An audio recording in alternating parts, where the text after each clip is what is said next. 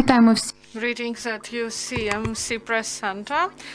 Today, the topic of our press briefing, international standards of torture documentation, will be taught in Ukraine.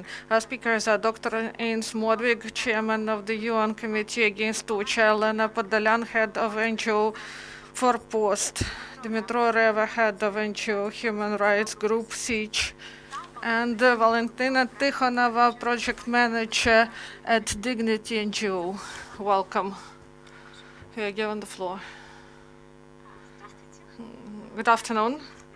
I'm Valentina Tikhonova, and I'm a project manager of this project that started in December of 2019, sponsored by the European Union.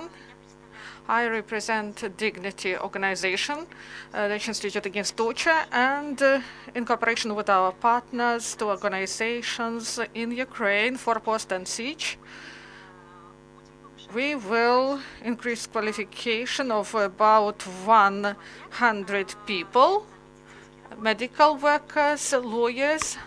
When we are speaking about medical workers, it is worth saying that we include psychologists, also enhancement of qualification and two important aspects. This is documentation, fixation of torture, and this is the methods of rehabilitation of victims of torture. One of important aspects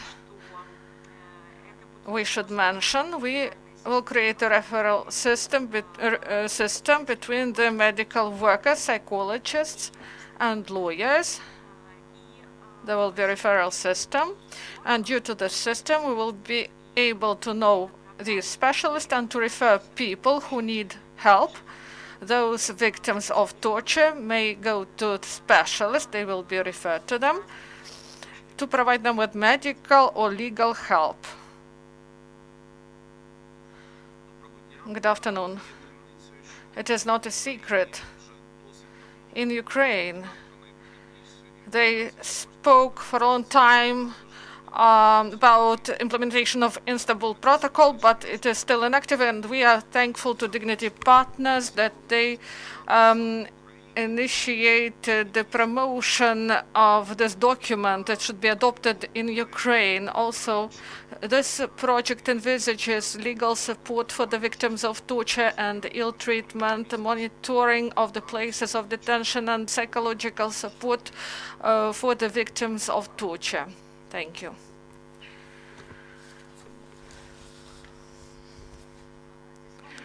And our organizations, they should coordinate and organize this process in Ukraine. Now we are trying to gather all necessary information about the work that was done before and by the departments and NGOs. We should select the specialists who will get this training, and later on we should establish proper work in this referral system, and all people in our country, these victims, they should know where to address to and be able to get the whole spectrum of help that they need. And now in Ukraine, we are lacking this help.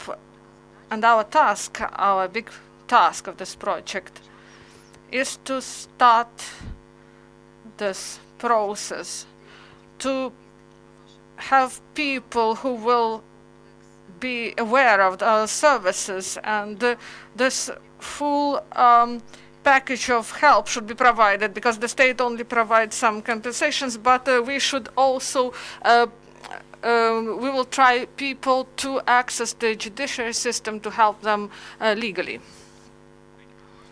Ms. Jens Modwig, and it's correct, as been said, that I'm chair of the United Nations Committee Against Torture. However, even if Ukraine is being considered by the committee already this July, I'm not here in that capacity. I'm here in my capacity as medical director of Dignity, Danish Institute Against Torture, and to support the implementation of the project that we are undertaking together with Forpost and SICH. We had the opportunity yesterday to have an expert conference, and we had the opportunity to listen to both the Ombudsman institution that visits places of detention very regularly, and to civil society organizations. And the impression we got was clearly that there's still a substantial problem of torture here, but also that there's attention to the problem and some willingness to deal with it. One of the main ways ahead to deal with torture is to implement the Istanbul Protocol. And why is that? That's because the protocol guides the medical doctors on early identification of cases of torture and early documentation of cases of torture. The problem here is that the bruises that you get when you're tortured, they disappear after a very short while. And if no doctors are aware that there should be a strong documentation, photographs, etc., and this case should be reported to the authorities for investigation, torture will remain under the radar. So for this reason, it's very important to have the authorities, civil society, universities, ombudsmen, other relevant stakeholders to collaborate on an effective implementation of the protocol so that it is being consistently used in Ukraine. I think at this point we might be open to questions. Шановні гості, якщо маєте запитання, піднімайте руки. Dear guests, if you are ready for the questions, please raise your hands and ask.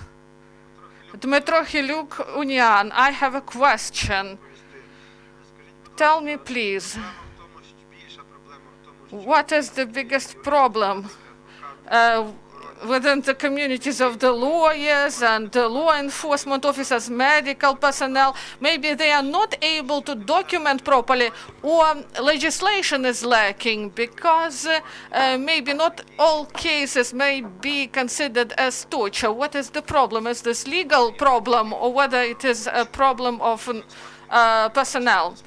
We were at the meeting with the ombudsman and we discussed these issues. And in Ukraine, there are opportunities to document in accordance with the Istanbul Protocol, but the Ukrainian legislation does not fully envisage that this evidence will be accepted by the court when the verdicts will be brought. These cases under article consider torture, they are not properly studied and brought to proper verdicts, and we should properly document the cases, the incidents, in order that all this evidence be accepted by the court. I do not hear him, he doesn't speak to the mic. I would like to add, at the moment, about the psychological aspect, it is lacking now.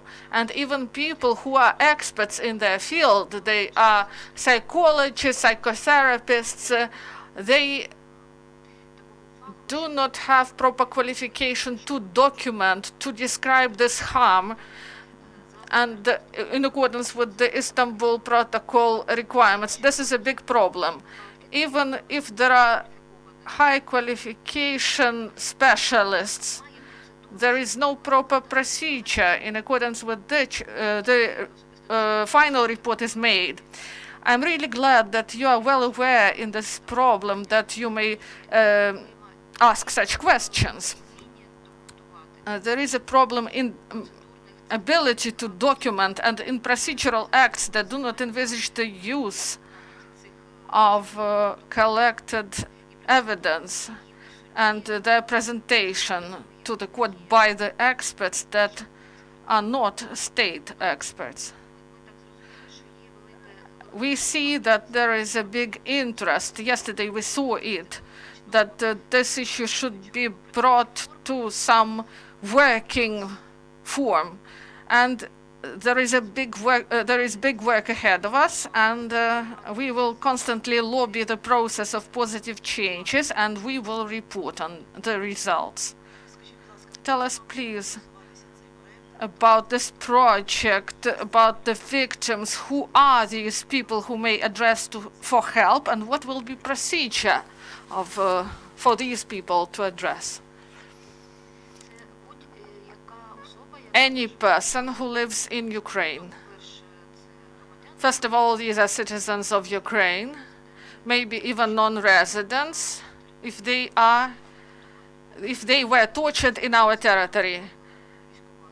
It is not connected with military aggression and conflict, any circumstances, in the places of detention, in law enforcement bodies, any cases. So those who were in captivity may also address. And after this big conference, what are the biggest obstacles for the introduction of Istanbul Protocol exist in Ukraine? What should we work on more?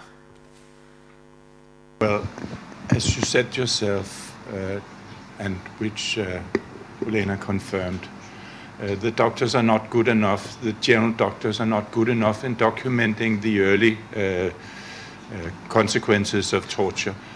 And the forensic doctors, when they then review the case and they see a medical file where the first medical doctor, maybe a GP or a prison doctor, has only described there's a bruise, that's not enough to decide whether torture took place. So the medical evidence needs to be of a better quality so that it can be used properly in court. So of course there's a capacity building problem, but there's also a structural problem because as we just discussed, many of the victims of torture are people deprived of their liberty. And this means that when they enter into a pretrial detention or a prison, the doctors have the opportunity to identify them and to describe their injuries in a constructive way, conducive to a court case. But the doctors do not do that because they are not sufficiently independent. Prison doctors are reporting to the prison managements and the local authorities, and this means that they do not fully have their clinical freedom to describe the injuries in a way that can be used in court cases. So you can even say the way the prison doctors are organized and reporting to the Ministry of Justice instead of the Ministry of Health is also a structural obstacle, as we heard it yesterday. Шановні гості, чи є ще запитання? Do you have other questions, dear guests? And what about the criteria for the lawyers that will be selected and medical staff? Whether it will be doctors from polyclinics or prison doctors, who will be these people? And about lawyers, who will participate? Advocates, law enforcement, who will be these people? First of all, we envisage to train law enforcement officers and lawyers and advocates who deal with human rights protection. Also, we will invite the specialists from state institutions that provide help to the victims of torture. This will be an open contest, open procedure, and people will be able to get this training. About medical staff and the legal specialists, maybe Olena will tell us more about it. So this will be the same requirements. This will be an open contest, transparent, with understandable rules. And anyone who is interested, they will get proper information. And we thought about it for a long time. We believe that the person should have experience, because there is no sense to teach people if they are not working with this category of people. So these are the people who, for example, serve their sentences, and not every specialist have the experience of work with such difficult categories of people. People who suffered captivity and torture, for example, being in the uncontrolled territory, for example. And we've developed a procedure that will allow to objectively and comprehensively assess the competences. We will be able to do it comprehensively, to see the competences and motivation of the specialists in order that all the stakeholders be the most efficient. And why you pay more attention to medical staff, medical experts. For example, they are speaking about some wounds, injuries, about their sizes, and qualification of the crime. It is within the responsibility of investigator. And there will be maybe many bruises and the person is beaten in police, but the case will go to the court with a milder article as the increase of responsibilities of the law enforcement officers. Not, it won't be the case concerning the injuries, but about the increase of responsibilities of law enforcers. Seems to be a problem in Ukrainian legislation that the categories of torture and the category of abuse of force are not completely separate. And of course, it's a requirement according to the United Nations Convention Against Torture that torture is well defined and that it's punished according to the seriousness of this crime.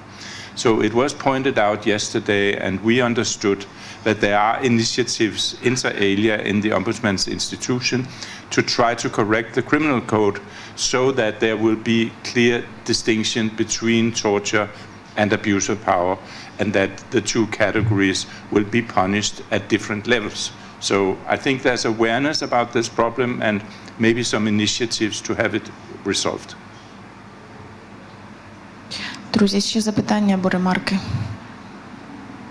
Do you have other questions or comments? Maybe final remarks from speakers.